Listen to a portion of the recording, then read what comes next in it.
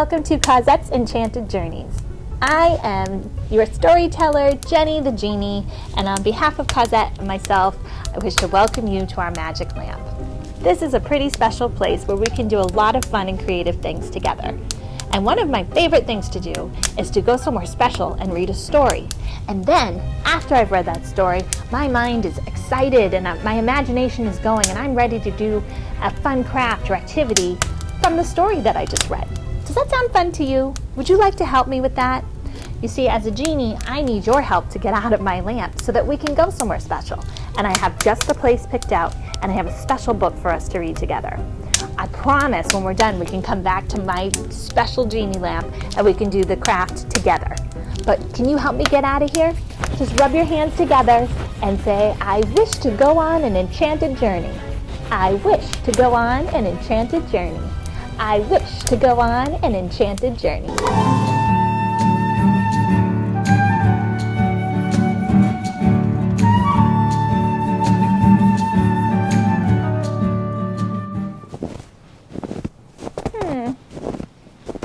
You know, I've been looking all over and I don't know where my other mitten is. Wait, is that it over there? I must have been playing with this earlier and I forgot. You see, I took my mitten off so that I could look at this really great story. I have it with me if you'd like to hear it. It's another one of my favorites by an author named Jan Brett. And this story, funny enough, is called The Mitten. It's a Ukrainian folktale that was adapted and illustrated by Jan Brett.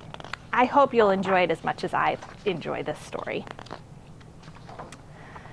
One of my favorite things about Jan Brett's stories are the beautiful pictures that she always has on each page. And have you ever noticed there's always something special happening in the margins on these books? Sometimes it's at the top of the page, and sometimes at the bottom too. And the pictures themselves also tell the story as we read the story. So if you haven't picked up a Jan Brett book, you should absolutely go to your library and do that and take a look at the stories within the stories because they're a lot of fun too. So let's read together The Mitten.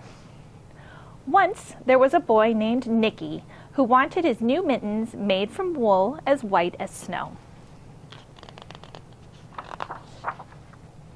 At first, his grandmother, Baba, did not want to knit white mittens. If you drop one in the snow, she warned, you'll never find it. But Nicky wanted snow white mittens, and finally, Baba made them. He has a very nice Baba, doesn't he? Do you call your grandmother Baba? Do you call her Grandma, Nana, Meme? There's all kinds of names for grandmother, aren't there? After she finished, she said, when you come home, first I will look to see if you are safe and sound, but then I will look to see if you still have your snow white mittens. So off Nicky went, and it wasn't long until one of his new mittens dropped in the snow and was left behind. Uh-oh, I know how Nicky feels. Remember when I entered this beautiful snowy scene and I couldn't find one of my mittens? And my mitten is gray. It's got a little bit of white, but it's much easier to see in the snow than a pure white mitten. I wonder what Nicky will do. A mole, tired from tunneling along, discovered the mitten and burrowed inside.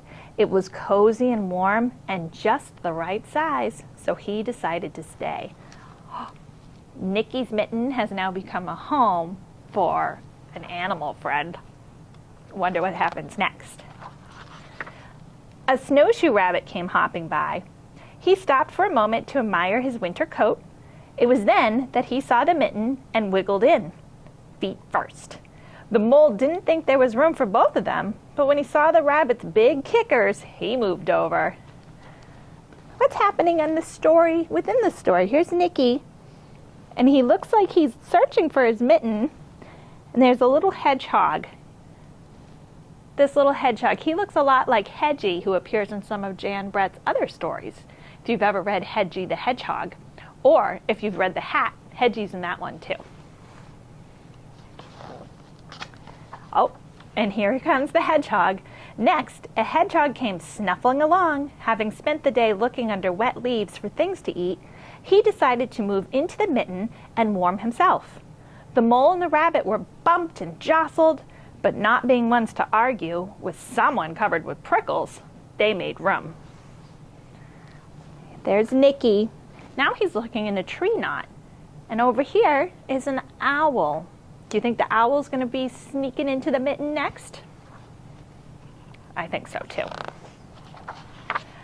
As soon as the hedgehog disappeared into the mitten, a big owl, attracted by the commotion, swooped down. When he decided to move in also, the mole, the rabbit, the hedgehog grumbled. But when they saw the owl's glinty talons, they quickly let him in. Oh, who's our next visitor to the mitten? Let's see. Up through the snow appeared a badger. He eyed the mitten and began to climb in. The mole, the rabbit, the hedgehog, and the owl were not pleased. There was no room left. But when they saw his diggers, they gave him the thumb. I don't know if a badger could fit into the thumb of my mitten anyway. Maybe into this big snowy white mitten that Baba made. It started snowing, but the animals were snug in the mitten. A waft of warm steam rose in the air, and a fox trotting by stopped to investigate. Just the sight of the cozy mitten made him feel drowsy. The fox poked his muzzle in. When the mole, the rabbit, the hedgehog, the owl, and the badger saw his shiny teeth, they gave the fox lots of room. Here he comes. Do you think any other animals can fit into this mitten? I think I see a bear. A great bear lumbered by. He spied the mitten all plumped up. Not being one to be left out in the cold, he began to nose his way in. The animals were packed in as tightly as could be, but what animal would argue with a bear? The mitten swelled and stretched. It was pulled and bulged too many times its size. But Baba's good knitting held fast. Look at how big. This looks like a big winter den now instead of a mitten. Along came a meadow mouse, no bigger than an acorn. She wriggled into the one space left and made herself comfortable on top of the great bear's nose. Oh my goodness. Do you think Nicky has discovered his missing mitten? Let's see. Oh my. The bear, tickled by the mouse's whiskers, gave an enormous sneeze. Choo! Oh my. The force of the sneeze shot the mitten up into the sky and scattered the animals in all directions. I wonder where the mitten went. On his way home, Nicky saw a white shape in the distance. It was the lost mitten silhouetted against the blue sky. That sneeze made the mitten go flying into the sky. It actually helped Nicky find it. I guess we can thank the animals for all their help. As he ran to catch his snow-white mitten, he saw Baba's face in the window. First she looked to see if he was safe and sound, and she saw that he still had his new mittens. Nicky didn't lose the mittens after all. Guess he loaned them to some friends for a little while. There's Nicky showing Baba his mittens, safe and sound. I wonder what she's thinking about with that giant stretched out mitten. Do you think that she could imagine all the animals that were fitting inside that mitten? I couldn't. It is fun to pretend, though, that a fox, a hedgehog, a bear, an owl, a mouse could all fit inside this single little mitten. I love to play pretend. Do you like to play pretend? You know, maybe I can't stretch out this mitten to fit a bunch of friends and animals and things, but we can make our own sort of warm and cozy and fun place to play with our animal friends. We can make a fort. Have you ever made a fort before? It's a lot of fun, and you can do it outside or you can do it inside. Now, I've been outside for a little while and I'm getting a little cold, so I'm going to make a fort inside. It's really, really easy, lots of fun, and you can do it with me if you want. Just check with Mom and Dad, make sure it's okay. All you need are a couple of chairs, a blanket or a sheet, and all of your stuffy friends, and a lot of imagination, and you too can make a nice, cozy and warm and fun place to play with your friends. So let's go do that together. Welcome back to the lamp. I sure hope you enjoyed the story. The Mitten. Wasn't it magical how it just kept growing and growing and making room so that all of the animals could fit inside? I just found that so much fun and just so neat. Magic is really in your imagination, isn't it? Well, with a little bit of imagination, we can make a little magic inside my lamp right now, and you can do this at home in your bedroom or in the living room. Check with Mom and Dad, but if they're okay with it, you can join along with me. We're gonna make a little fort. I have pulled some chairs here. You can use chairs, you can use a table, you can use anything that you can drape a sheet over to make a little fort in your house. This sheet is old, it's got paint on it. I use this for all kinds of imagination and play, and that's why it makes a great sheet for building a fort. So all I'm going to do is drape it over the backs of these chairs that I've gathered, just like so.